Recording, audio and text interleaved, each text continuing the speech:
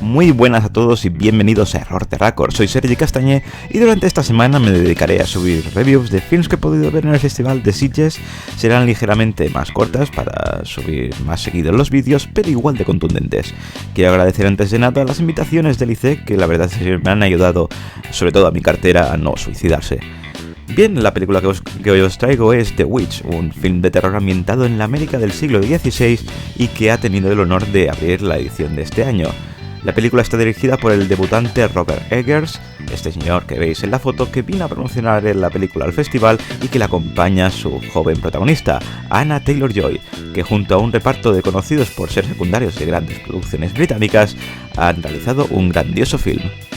En Nueva Inglaterra, en el año 1630, una familia de colonos cristiana formada por un matrimonio y sus 5 hijos vive cerca de un bosque que, según las creencias populares, está controlado por un mal sobrenatural.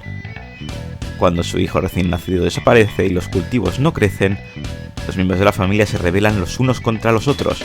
Más allá de sus peores temores, un mal sobrenatural les acecha en el bosque cercano. Lo mejor del film, sin duda, es su logradísima ambientación, que nos atrapa desde el minuto 1 en un ambiente opresivo por una cristiandad muy férrea que nublará el juicio de sus personajes.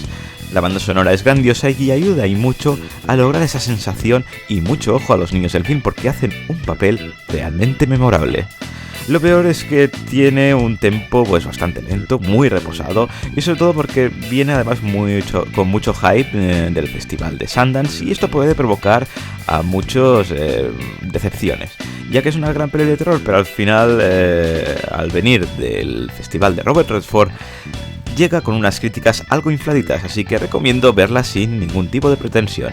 Y vamos con las valoraciones. En IMDb ha conseguido un 7,4, en Metacritic ha conseguido un 90 sobre 100, por eso digo que ojo con estas críticas, con inflar las cosas, ya que un servidor le voy a dar un 7,5, ya que creo que es un gran film, pero creo que tiene algún defectillo que empaña este estupendo debut en la dirección. Recordad que las valoraciones son personales y que si tenéis la vuestra pues podéis dejarla aquí en la caja de comentarios. Y nada más por hoy, suscribiros, dadle al like, que ayuda y mucho a subir contenido al canal, y nos vemos en el próximo vídeo con mucho más cine.